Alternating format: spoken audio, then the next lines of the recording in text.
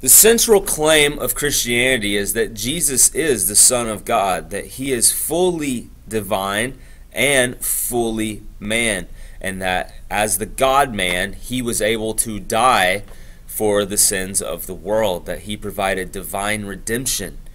And so a discussion question here, why is Jesus' divinity necessary? Why must he be divine in order to fit that central claim? So that would be something I'd recommend you pause this video and have a discussion on that with whoever you may be watching this with. But the answer to this for why it's necessary is that, one, it's for our salvation. If he was not God, he could not be born sinless. Everyone after Adam and Eve is born with sin. Romans 5 would be a good place to go for this, as well as Psalm 51. I believe it's Psalm 51 where David says that he was conceived in sin, that he was born sinful even, and conceived in sin. So everyone dies because of their sinfulness. And it's referred to as original sin or inherited sin or hereditary sin. But Jesus, being divine, being fully God, was born without sin. Another thing here, only God is capable of being perfect to fulfill the law. And so we all fall short of the law, that is sin, and sin brings death. Romans 5 again, all die because all have sinned. Okay, so to be the perfect sacrifice for the sins of the world is why he had to be God. God alone has the righteousness necessary to fulfill the law and then to die as a substitute for sinful man. And only the death of God would serve as a worthy substitute for all of mankind. Let's just say an if statement. If a person, a man, could be perfect, all right, could not sin, if that's possible, that's one man dying. That could be in exchange for one other life, all right? A man for a man. That's probably how it would work in our death row system if we actually allowed substitution in our penal system. One person that was innocent could die for one other person that was guilty, but they couldn't release everyone on death row because of one man willing to give up his life. God, in the flesh, willing to give up his life. Now that life there, the infinite, that created all things dying, that is a worthy substitute for all of mankind. And so when we get down to it, only God can beat sin, death, and the devil. And this is why Jesus' divinity is necessary for the central truth claims of Christianity. But did Jesus ever claim the exact words, "I am God"? Answer is no.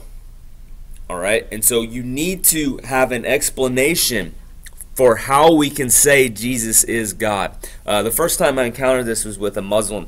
I was an undergrad in college, and his first Muslim I ever spoke with. At that time, I didn't even know pretty much anything about Islam, and began to talk to them and just simply ask questions. Well, what do you believe about Jesus? They said, we believe he's a prophet. I go, really? You believe he's a prophet? I go, what does that mean to you? That he spoke the words of God. I go, so if he spoke the words of God, then everything he said would be true, right? That he could not lie, that he could not say something false. They go, yes, absolutely. I go, well, you know he said and claimed to be God. And they said, no, he never claimed to be God.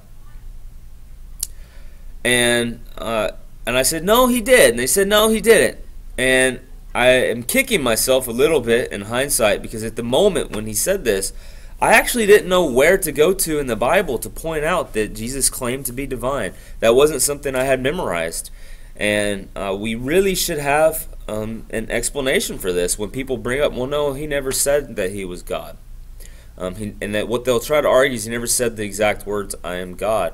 However, Jesus did identify himself so closely with the Father as to say he is God, that he made direct claims that many Jewish leaders considered to be blasphemous, that Jesus indirectly claims to be God through what he said or did or allowed others to do, and that Jesus indirectly claims to be God by claiming various divine titles to himself. And what I learned even later after that exchange with that Muslim is that even if I knew the verses that would back up any of these 4 points here, the argument then would have had to move into a whole nother realm, because if I had pulled this out and was even able to explain, because there's some very interesting mental gymnastics people can do to try to pull a loophole out of actually taking these to mean that he's divine.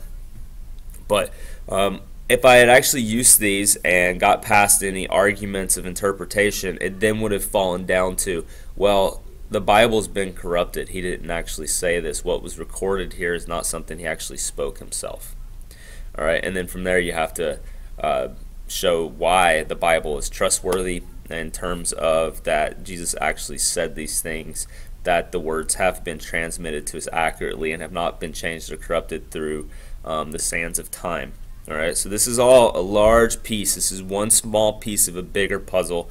So if you go back to the other videos and lessons here, you see that the Bible has been transmitted accurately and correctly, that it can be trusted to have come to us accurately, that it was written by eyewitnesses whose testimony can be trusted based on the fact that they were willing to die, and some of them did, many of them did, and face persecution for the message that originated amongst themselves. All this is really good stuff so far, and then from there, when you show that this can be trusted as something that's come to us accurately, you then move into showing where Jesus said he is God, and then from there you try to say, what's the best explanation for these claims to be divine? Is it that he actually was divine, or is there another explanation, such as he was lying about it, or maybe he was mentally ill? And there are even other arguments or explanations to fit these claims. But before we get into that part of the argument, let's go ahead and move into these foreign details. And I'm pulling these four from Kenneth Sample's book, Without a Doubt. It's chapter 8 from that book. All right, so the first one, Jesus identified himself so closely with the Father to say he, Jesus, is God. There's a list of verses there. I would say memorize John chapter 14. If you notice, most of these come from John chapter 14. And in that chapter, Jesus goes through again and again and again, saying statements that essentially put himself equal to the Father, in the sense that if you've seen me, you've seen the Father. If you love me, you love the Father. If you obey me, you obey the Father. No one comes to the Father except through me.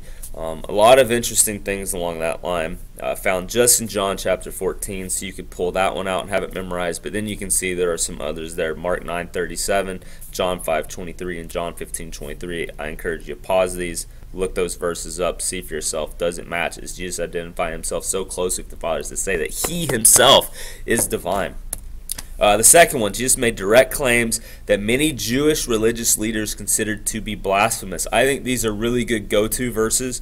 These are the ones that I would recommend having memorized, because when people pull the interpretive gymnastics, like, oh, well, he could have actually meant this, this, or this, and you pull here and you go, well, plain reading, the people in his time, in his day, that were the teachers of God's Word, the teachers of Scriptures, that they should know this stuff.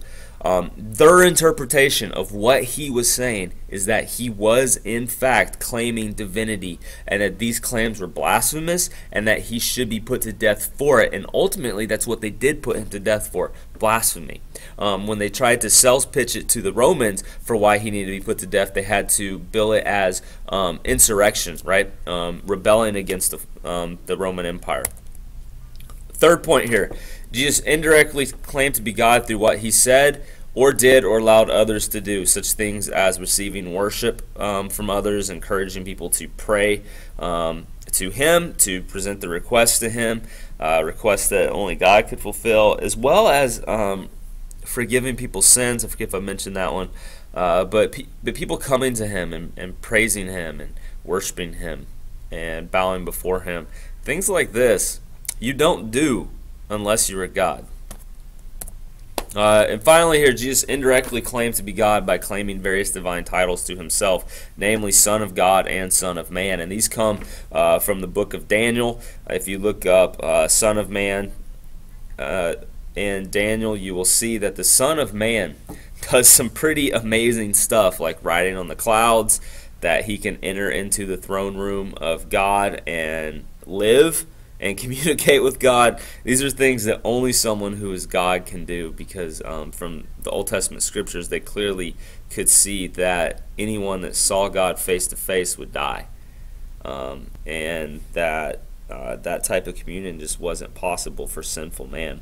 Our sin separated us, so we can't have that. But the Son of Man can pull it off. All right. An example of him using Son of Man comes from John 1:43-51, which I refer to as Jesus is the stairway passage, because John 1:43-51, Jesus is actually quoting from Genesis chapter 28, where Jacob sees a vision of a stairway coming from heaven down to earth, and angels are ascending and descending upon that stairway. And in this passage, Jesus then moves in to say to Nathaniel, or is it Nathan or Nathaniel? Anyways, Nathan, that, or it is Nathaniel, I think, that he will see angels ascending and descending upon the Son of Man. And so he puts himself in there as the Son of Man, ascending and descending on essentially what do angels ascend and descend upon. Genesis 28 tells us the stairway to heaven. So Jesus is saying, I am the Son of Man who is the stairway to heaven. I am connecting heaven and earth. And again, that fits in later with this John 14:6 idea of no one can get to the Father except through the Son. Jesus is the stairway to heaven. If you want to have a relationship with God the Father, it is through Jesus Christ, his Son, who descended from heaven, taking on flesh, living the perfect life, dying for the sins of mankind.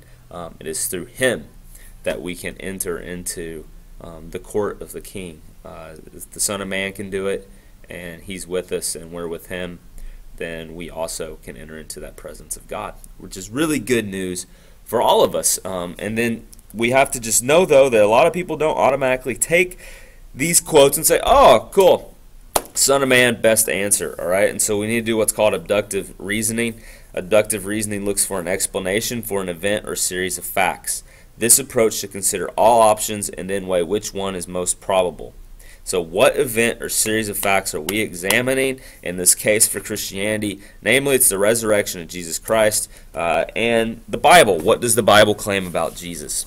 And so from what the Bible claims about Jesus, from the resurrection facts and pieces of evidence, we need to take all this together and say, who is Jesus? What is the best explanation for these claims that Jesus has to be divine? C.S. Lewis has this famous writing that he had, this famous section of Mere Christianity, in which he lays out the trilemma, which basically says when we look at these claims, we have to ask ourselves, who is Jesus? He was either lying about being God, he was either crazy, because crazy people generally say they're divine and we lock them up, or he was telling the truth and he actually is Lord. This argument fails to recognize all the plausible explanations. Abductive reasoning needs to look at all options and weigh which one's most plausible. But honestly, liar, lunatic, or Lord would be the most likely. But there are other options, and so that's something that I want to leave you with to think about. What would be the other options for who Jesus could be based just on his claims? All right, are there any ways to explain it besides liar, lunatic, or Lord? So keep watching for future videos. I will cover the trilemma in more detail and move into some of the other options there for who Jesus could be. And ultimately, we're going to see that Jesus being the Son of God is the most likely, most plausible, most reasonable answer to fit all of the evidence that we have from the Bible.